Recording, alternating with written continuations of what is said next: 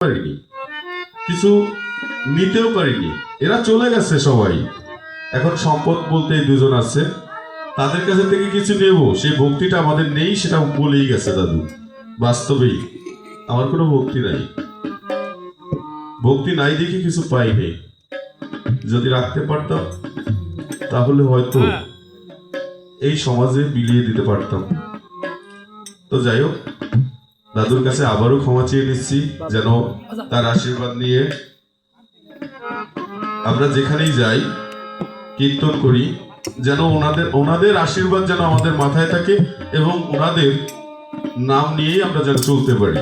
কারণ এই রামায়ণ গানে জন্ম কিন্তু আমাদের, এই যে এখানে যারা আছেন আমাদের শিল্পীবৃন্দ, এখান থেকেই জন্ম, এই গর্বের থেকে আমাদের জন্ম। কিন্তু আমরা অন্যের সাথে গাই, আমাদের গ্রামের শিল্পী আর তৈরি করতে পারি নাই। না শিখেছে প্লাবন, না আমাদের গোবিন্দ কাকা। ব্রাহ্মণের মুখ থেকে এলো রামায়ণ গান শোনা উচিত, এটা বাস্তব। কোটি টাকায় ব্রাহ্মণ ভিখারি, এই সম্পদটা তাদের, আমাদের না। আমরা যে মাছ মাংস খাই, আমরা পাপ করি, এটা সত্য কথা। কিন্তু এই পৃথিবী থেকে যারা চলে গেছে তাদের তো কোনোদিন পাবো না, তাই তাদের উদ্দেশ্যে আমি গানটি পরিবেশন করছি। ওপার হতে যারা আমার সাথে এসেছিল, তারা চলে গেছে যে যার আপন দেশে। ও আমি একা বসে আছি ঘাটে, আমি একা বসে আছি ঘাটে। হতাশে কাঁদিছে প্রাণ বসে একাকী, দিবাকর বসিল পাটে। আমি একা বসে আছি ঘাটে, আমি একা বসে আছি ঘাটে। ওপার হতে যারা এসেছিল তারা চলে গেছে যে যার আপন দেশে।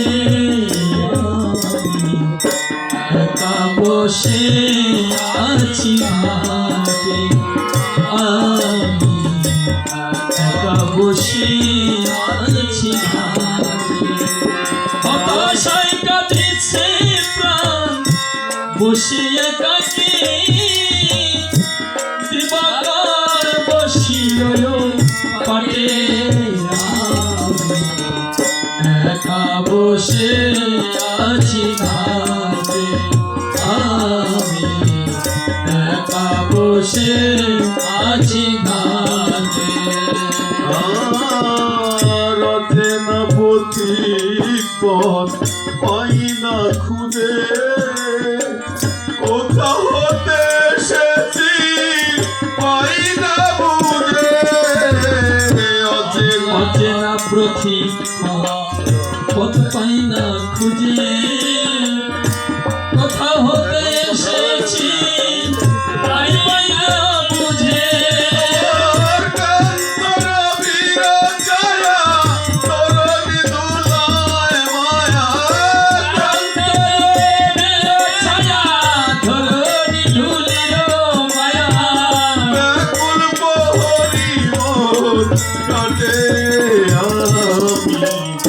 একা বসে আছি ঘাটে, আমি একা বসে আছি ঘাটে।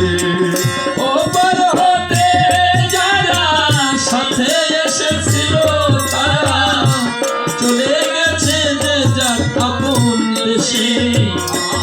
আমি একা বসে আছি ঘাটে, আমি একা বসে আছি ঘাটে। আশার দোলনায় কত দোল খেয়েছি, হাসির মঞ্চে কত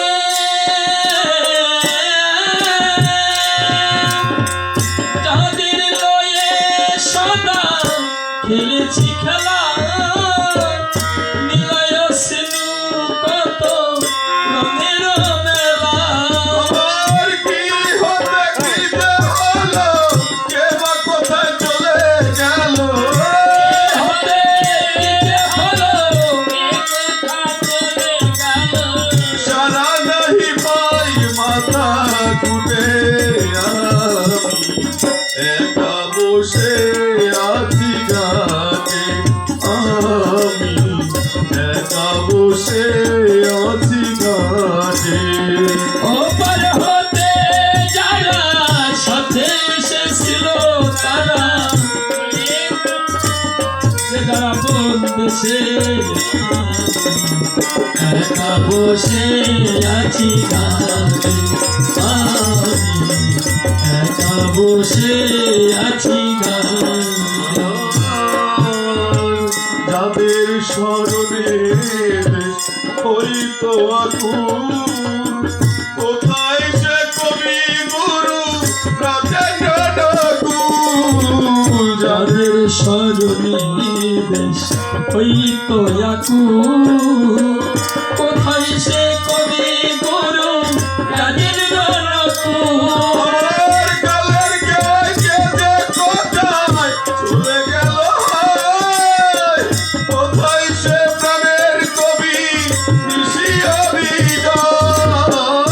কালের খেওয়াই কে যে কোথায় চলে গেল হাত, কোথায় সে প্রাণের কবি ঋষিয়ার বিজয়? অচেনা প্রতীক পথ পাই না খুঁজে, কোথা হতে এসেছি পাই না বুঝে। কোথায় ছিলাম, কোথায় এলাম, আবার কোথায় যেন চলে যাব। আর এই ভবে এসে কতই না আনন্দের মায়ার সংসার করে, কত আদর যত্ন করে পিতামাতা বড় করছে। আবার এই পৃথিবী থেকে একদিন চলে যেতে হবে, কোথায় যাব তার কোনো ঠিক ঠিকানা নেই। এইভাবে সে শুধু আসা যাওয়ার পালার খেলা খেলছে। এই আসা যাওয়ার কতই না আনন্দ করছে। এই পৃথিবীতে আমরা কত আশা করি, স্ত্রী সন্তান পুত্র কন্যা বাড়ি গাড়ি টাকা পয়সা, এই ছাড়া আমরা আর কিছু বুঝি না। আমার বাবারে দেখেছি, আমার দাদু যখন বাড়ি থেকে বের হতো, বাড়ি এসে ডাকতো মনা, আমরা তখন ঘরের ভিতর বসে থাকতাম। বাবা 1 মিনিটও লেট করতো না, আইসিরে কাকা করে ঘর থেকে বেরোতো। আর 15 দিন 1 মাসের মধ্যে বাড়ি আসতো না। তার জীবনটা কীর্তনের মাঝে বিলিয়ে দিয়েছে। আমার বাবার যখন ক্যান্সার রোগ হয় ঢাকা, তখন আমারে বলে আমারে বাড়ি নিয়ে যা বাবা, আমি সবর কাকার সাথে কীর্তনে যাব। বাড়ি যাই আর কোনো কিছু করবো না, এখন থেকে সংসারের দায়িত্ব তোর। আমার ওই বাড়ি পাঠ শুরু হবে, ঠাকুর বাড়ি পাঠে আমি কীর্তন করবো। বাবাকে ঢাকার থেকে নিয়ে আসলাম, সেই কীর্তন ঠিকই বাবা করলো, কিন্তু ওই কীর্তনে আমার ভাগ্যে হলো না।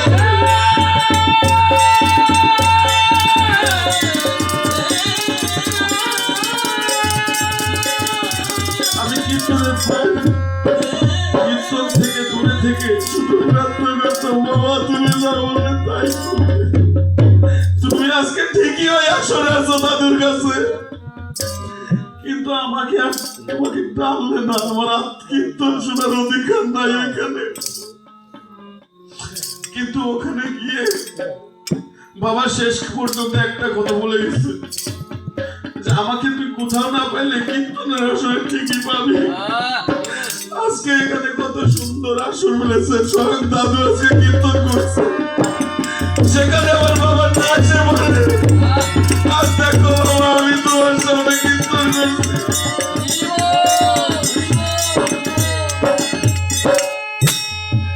যাদের স্মরণে কোথায় সে কবিগুরু রাজেন্দ্র রকুল গান গাইতো, তারা সবাই এক এক করে চলে গেছে যার যার দেশে। আর আমাদের মতো পাপী পাবন এইভাবে এখনো এসেছি রয়েছি। কবে যেন এমন সাধুগুরু বৈষ্ণবের চরণ দুলে পেয়ে একদিন ঠিকই ওই ভবনদী পার হয়ে কবিদের চরণ প্রাপ্তি হতে পারবো।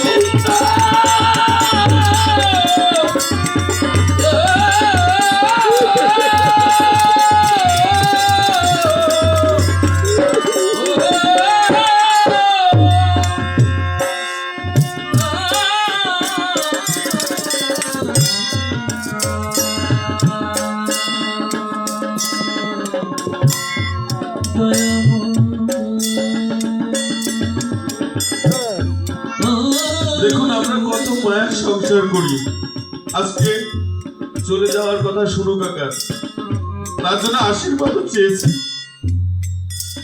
কীর্তনে তার শুনু কাকার জন্য আশীর্বাদ চেয়েছি, কাকা যেন সুস্থ হয়ে যায়।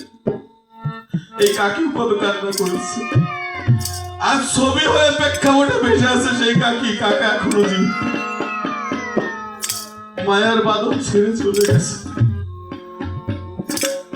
আর জীবনেও এইভাবে তাকে পাওয়া যাবে না। তিনি কোথায় আছে, কোথায় থাকবে, এটা শুধু আমার দাদু তো ভগবানের সাথে মিলন হয়ে গেছে। তিনি স্বয়ং একটা রামায়ণ, তিনি স্বয়ং একটা ভাগবত পাঠ। আমরা এই বস্তুকে চিনতে পারছি না, চিনবো কবে জানেন? নাচিতে নাচিতে যখন নরকে যাব, বলে গেছে না উনি যখন এই ভব থেকে দেহটাকে রেখে যখন ভগবানের কাছে চলে যাব, তখন আমরা বুঝবো বস্তু কি। মিঠুনে আমি বলি, কাকা তোর বাবা বেঁচে আছে তাই তুই বট গাছের ছায়ায় আছিস, কিছু সমস্যা হলে তোর বাবার কাছে বলতে পারিস, কিন্তু আমার বাবা নেই। তাই বাবা থাকতে বাবার মনে কখনো কষ্ট দিস না, কারণ ওনার মতো এত বড় গায়ক দেশ বিদেশে যখন যাই, যখন আমরা গান করি, তখন বলে বাঁশের গোড়াতেই বাস হয়, নিশ্চয় এদের বাবা কাকারা অবশ্যই কোন শিল্পী। যখন মিন্টু বলে আমার বাবার নাম দীপক শাহ আর ওর বাবার নাম মনোরঞ্জন দাস, জানে তাদের প্রশংসা শুনলে মুখ ভেঙে যায়। কোথায় ট্যাংরা মারি সেখানে গেছি, সেখানে যেয়ে দেখি দাদুর শিষ্য সবাই। যখন বলি আমাদের বাড়ি মহারাজপুর, তখন তারা সবাই বলে গুরুদেবের বাড়ি থেকে এসেছে। গুরুর সম্মানটা কি, সে সম্মানটা আমাদের দেয়, অথচ আমাদের গ্রামের মানুষ এই গুরুদেবকে সম্মান দিতে চায় না।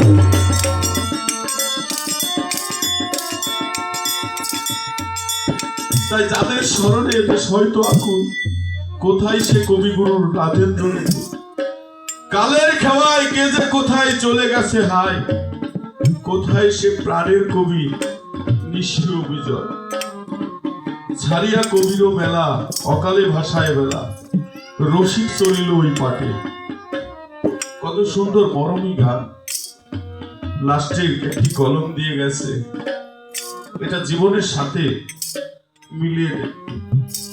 আর জীবন খাতার পাতায় কি যে লিখি চাই, কিছু যে তার মুছে গেছে, কিছু মনে নাই। জীবন খাতার পাতায় কি যে লিখি চাই, কিছু যে তার মুছে গেছে, কিছু মনে নাই। আমার উলটিয়া দেখি পাতা, সবই যেন ভুল, আমি যেন কারো হাতে খেলার পুতুল।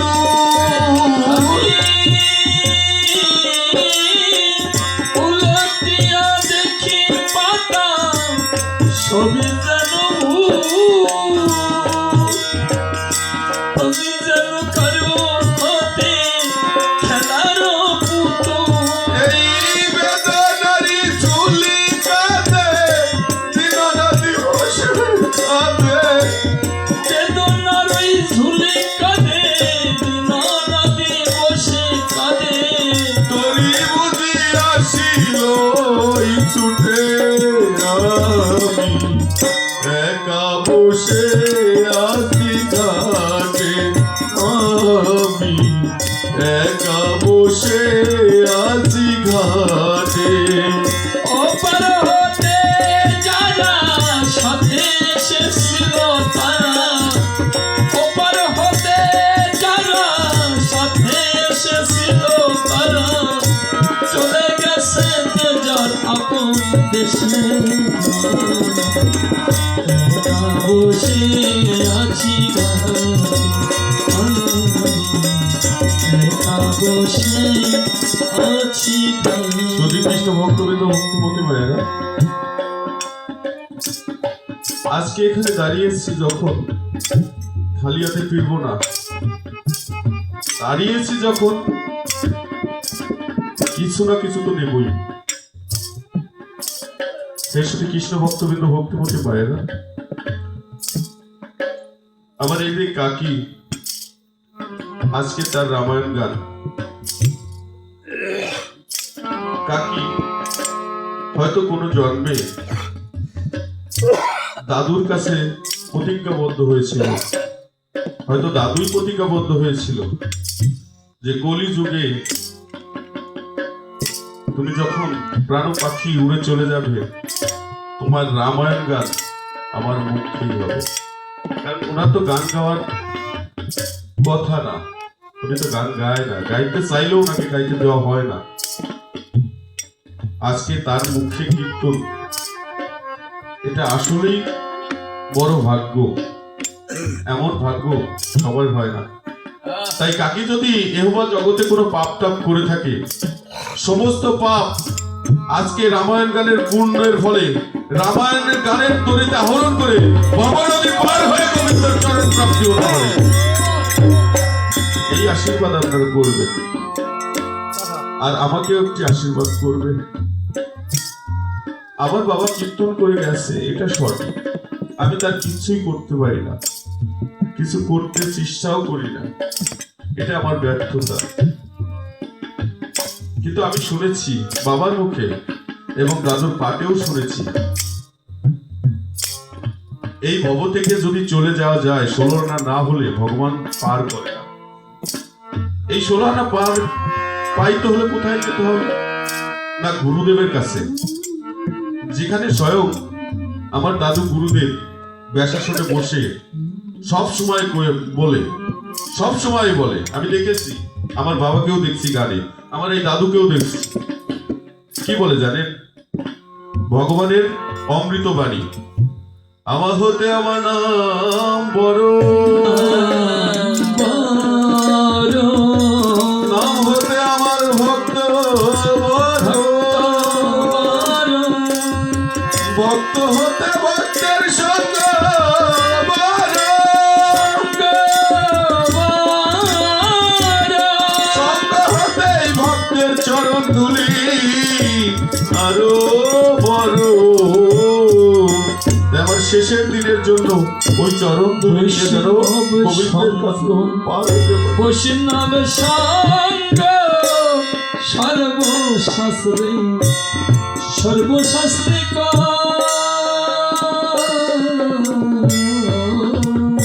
রে লবমাত্রে বৈষ্ণব সঙ্গ সর্বপাপ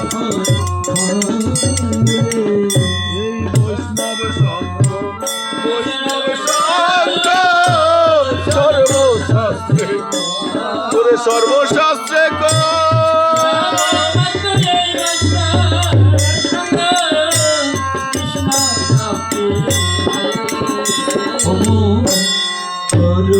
মনি বৈষ্ণব সঙ্গ